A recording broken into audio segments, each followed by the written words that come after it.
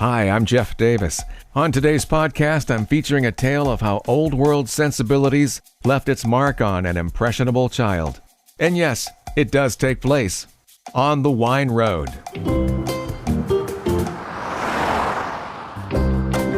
We feel a little bit like Huey Lewis in the News in 1984 when he stood up at the Grammys and said, thanks a lot for making us the best new artist of the year. It only took us 12 years to get here. He's Trini Amador of Gracianna Winery. He so appreciated and respected his great-grandmother, he wrote a book about her harrowing escape from war-torn Europe. She was grateful for leaving that life behind and what the new world had to offer. Trini shares her story and how it inspired him. It's captivating and heartwarming, and his winery brand features two themes: family and gratitude. Well, gratitude is very important because my great-grandmother was Gracianna, and when I was a little kid, she used to talk a lot about being thankful, and that's why our wine is for people who have something to be grateful for. I was probably in my 50s before I figured out what gratitude really meant. I read that and I thought, wow, that was a long time to go before figuring that out, especially if your great-grandmother was leaning that way. Yeah, it was really important to her, but I think when you're a little kid, you certainly don't know what gratitude means, and then I think it just sort of organically crops up on you. Maybe I'm in the slow class, I'm not sure, but you just don't know what things happen and you mature and it just sort of creeps up on you, I think. But when I was a kid, it was really important to my great-grandmother to talk about being grateful and being thankful, and so that was something that was really important to us as a family. We knew that value was important, and so we sort of took it in and made it something that was really important to us. Reading that made me want to say that, good supportive families, generations long, have the power to lead to great things. Your family and their wisdom and experience has resulted into a winery with a heck of a story. Well, I really appreciate you saying that. We started with 50 cases of Pinot and 50 cases of Zin back in 2007. We got in the business because we had caught our son making wine in the garage when he was 15 years old. We didn't know that was going to, turn into something, but eventually the family took on the winemaking process, and it really has taken off. And your story also fits in, with many of the stories of those who immigrated to the U.S. and landed here in Sonoma County. Yeah, even though we started the winery, Gracianna, didn't have anything to do with the wine business. They were sheep herders, actually. My great-grandfather and my grandmother were in the sheeping business.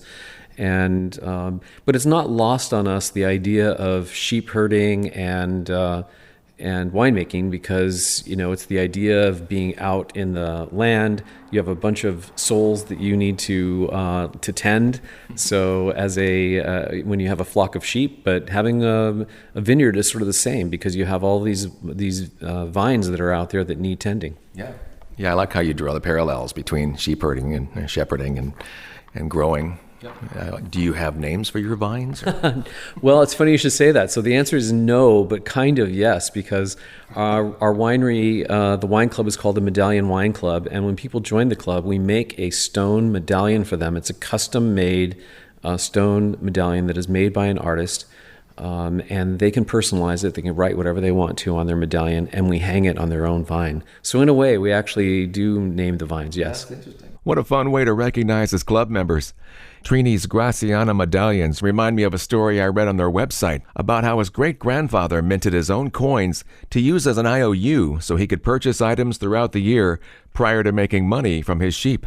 It's two different concepts, so I'll tell the story about that. When I was 4 years old, I was in the basement of my great-grandmother's house, and I found this bag that had 1,000 coins in it, and I nicked one. I literally put it in my pocket. And it turns out that all those coins are long gone, but I still have that one coin. And on one side it says J. Lasaga, which was my great-grandfather's name, John Lasaga, or Juan. And then on the other side it says good for 50 sheep. And so he used to use these coins as mercantile, meaning they would slaughter in the spring, so that money needed to last them an entire year, but it never did. So they used these coins at the grocery store, at the bar, I'm sure, at the restaurants, and with other people, vendors that they needed things from. And he would basically pay them off every year. And as far as I know, and the family lore is that he never had to give any sheep to anybody, that he always paid off his bills. Oh, great. Your great-grandmother, Gracianna, she had to make her way through World War II, did her best to escape, finally did, and made her way over here to the U.S. So quite a story there. Yeah, there's actually two stories come to mind when you bring that up. One is that so I wrote a book about her a few years ago, and it's called Gracianna. When I was 4 years old, again, I was spending time with her. She caught me walking around her house in Southern California with a loaded German Luger. So my book is about what was my great-grandmother doing with a loaded German Luger. So I went to the Basque Country and did research on her, and that research took me to Paris and eventually to Auschwitz. And we had no idea our family had any relationship to the war like that because she was Catholic French Basque. So it turns out I wrote the book, I landed an editor who's edited 20 New York Times best-selling books, and the first publisher we sent the book to took it. So it's a great story. It's chilling. Over the winter, this last winter, I read that book into an audiobook. I narrated it, and it just came out on Audible a couple of weeks ago. So first of all, if anyone's interested in the book, they're welcome to call the winery here or swing over to the winery and we'll sign a book for them. But if they are interested in audiobooks or like to listen to audiobooks, they can download it on Audible. And it was quite an amazing experience to read the book. It was completely different than writing it. It was very emotional. And, the feedback on the audiobook so far, because people like hearing the author read the book, has been really, really great. Well, that's fantastic. Congratulations. Thank you. Sounds like an interesting story. Yep. I love those kinds of stories, where they make a success of themselves after coming here to the U.S. Well, can I tell you another thing about that? So the second thing that it made me think of is that Gracianna started off in the Pyrenees Mountains on the French side of the Pyrenees Mountains, and her first step to get to America was through Paris. And people don't really know this, but the name of Paris, the medieval name for Paris, was Lutece. So before Paris was Paris, it was called Lutece. And so that was her first step to get to America. We just released this week our first Napa cab, and the Napa cab is called Lutece. And the reason why we're calling it Lutece is because this is our first step into Napa. Wow. Great idea. And it's not easy to find names for wine, so good that one has not been taken yet. Yeah, it's really it's meaningful. Lutece was an amazing French restaurant in New York back in the 70s and 80s, and we were really happy we knew the story about getting our first step into Napa, and we were searching for the right thing to be able to name it that had some gravitas, and it turns out that was available, and so we were able to land the trademark. So it's really, really helpful. This is a brand name that's going to be something that we create over a long period of time and really add value to. And on the topic of brand names, your paternal grandmother, Mercedes, you have a vineyard block named after her, and you're very proud of that. So we're actually sitting right next to the Mercedes River block now. It is really a fantastic vineyard. It's right on the Miracle Mile of Pinot Noir. We're on West Side Road right now in Healdsburg. And so there's a really interesting story about this vineyard, and that is that there's a big turn in the river. It's about a mile-long turn. And this is all alluvial soil, from Rocchioli to Howie Allen to the Flax Vineyard. The Mercedes River Block and Westside Farms is this 1 mile long stretch. And so what happens is when the river comes up, generally every year, the river can't make the turn, and so it jumps the bank and it comes into these vineyards. Mm-hmm. And that's why this is the best place in the world to grow Pinot Noir. So it turns out that unfortunately, the river did not jump the bank this year, and this is the first year in years and years that we can remember the river not actually coming into the vineyards. He's Trini Amador of Gracianna Winery on West Side Road, just along the Russian River. We'll touch upon some of the challenges he had to face as a small winery and the positive outcome that was inspired by those defining hurdles when my travels on the wine road continue.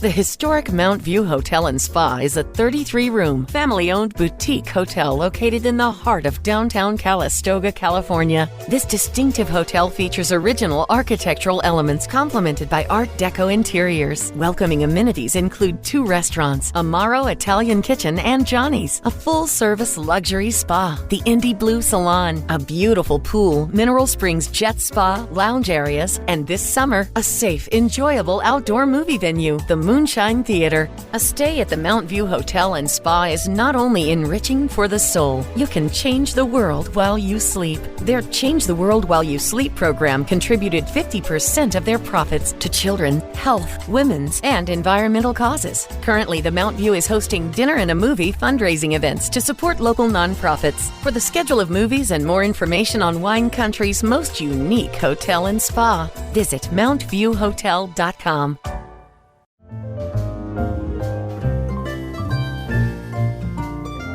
Let's continue now on the wine road as I sit in the gorgeous home of Trini Amador next to the tasting room of Gracianna Winery.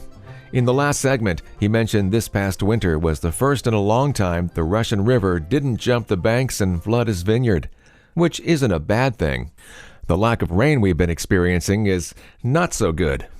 With the past fires, the pandemic, and smoke taint last year, he and his wife Lisa found inspiration from those challenges. For a tiny little winery like ours, it's stunning that we were able to even shake off of this. And it turns out that in 2019, we were talking about being resilient. And so this idea really stuck. So we just launched also another wine called Resilience, a Pinot Noir, the 2019 Resilience. And it's been a huge hit here because I think folks in Sonoma County realize you have to be pretty resilient just to get out of bed sometimes. And so this wine has been very, very popular. And we think also that this idea of resilience is something that's going to stick within the Gracianna brand, and it's also another important attribute to us. And so we certainly invite folks to come over to the tasting room and give that a try too. Well, that fits in nicely with the legacy of your family, being resilient and surviving, and certainly that's the life of a farmer. Well, I appreciate that, and I appreciate you mentioning Life of a Farmer because there's a bunch of farmers that are listening to this broadcast right now, and they know all too well, what a thankless job that is, and all of the stuff that just gets in the way all the time. And I just want people that are wine drinkers to appreciate there's a crew that's out there working at 6 a.m. in the morning, and they're leafing and they're moving wires, and it's a tough, thankless, faceless job. But, all those crews that are out there working are doing some amazing work to bring some really world-class wines together in Sonoma County. Well, your efforts are paying off because you're winning some amazing awards and your wines are highly respected. Best of class, most recently with the North Coast Wine Challenge and lots of double golds and golds. So something's going on here, and it's probably the vineyard. Well, I really appreciate you pointing that out because I think that we've landed over 150 awards that have been, accolades that have been given to the wine since we started in 2007. And last year, we made the most lauded Pinot Noir in America. The 2018 Westside Reserve won the Dan Berger International Wine Competition. It was named one of California's 50 best Pinot Noirs with a gold medal. It was given Best in Show by the Sunset Magazine International Wine Competition and a bunch of other things as well. So these wines are just really being recognized. We feel a little bit like, to think about the music business, we feel a little bit like Huey Lewis in the News in 1984 when he stood up at the Grammys and said, thanks a lot for making us the best new artist of the year. It only took us 12 years to get here. Right, sure. You touched upon your Napa cab, and tell us how you had that connection. Yeah, so we have 2 Napa cabs in the hopper. One just released, and that's the Lutece, which I just told you about. That's from St. Helena. We have some very dear friends who have a vineyard in St. Helena near Ehlers Lane area, and so that's on the floor of the Napa Valley. The second cab that we have in the hopper is from Stagecoach. And it turns out that that fruit is not easy to get. It is a iconic vineyard, which Camus and Alpha Omega and a lot of the really stalwart brand icons make wine from. And so we're really, really excited about this wine. In fact, on Sunday, we just did our first barrel and bottle tasting where we tasted both Napa Cabs, and it was a huge hit.